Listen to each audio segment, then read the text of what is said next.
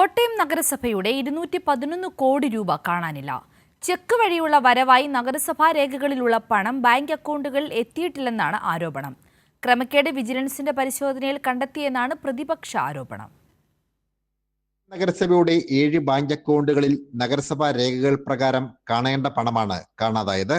Municipal directorate വിജിലൻസിന്റെ പരിശോധനയിലാണ് ക്രമക്കേട് കണ്ടെത്തിയതെന്ന് പ്രതിപക്ഷം ആരോപിക്കുന്നു. നഗരസഭയിൽ 211 കോടി രൂപയുടെ ചെക്ക് വിവരം രേഖപ്പെടുത്തിയിട്ടുണ്ട്. എന്നാൽ അത്രയും തുക ബാങ്കിൽ എത്തിയിട്ടില്ലെന്നും പ്രതിപക്ഷം പറയുന്നു. ഇതിപ്പം ഒടുവിലത്തെ ഓഡിറ്റ് റിപ്പോർട്ടിൽ കണ്ടേക്കുന്നതാണ് 211 കോടി രൂപയുടെ ഓൺ ഫണ്ടിൽ നമ്മുടെ നഗരസഭാ അക്കൗണ്ടിൽ കാണേണ്ട പൈസ ഇല്ല എന്നുള്ള വിവിധ ബാങ്കുകളിലായിട്ട് വന്ന ചെക്കുകൾ പക്ഷേ ആ ബാങ്കിൽ എത്തിയിട്ടില്ല, നിക്ഷേപത്തിൻ്റെ കൂട്ടത്തിൽ വന്നിട്ടില്ല.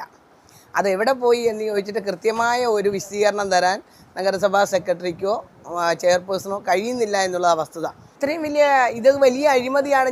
ആരോപണം ഉന്നയിക്കുന്ന കാര്യം സംബന്ധിച്ച് അന്വേഷിക്കാൻ നഗരസഭാ സെക്രട്ടറിയോട് ആവശ്യപ്പെട്ടതായി ചെയർപേഴ്സൺ.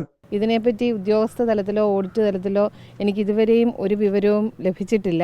ഇന്നലെ കൗൺസിൽ യോഗത്തിന് ശേഷം അടിയന്തരമായിട്ട് സെക്രട്ടറിക്ക് ഇതിനെപ്പറ്റി പരിശോധിച്ച് വ്യക്തമായ റിപ്പോർട്ട് നൽകുന്നതിന് വേണ്ടിയിട്ട് സെക്രട്ടറിയെ ചുമതലപ്പെടുത്തിയിട്ടുണ്ട്.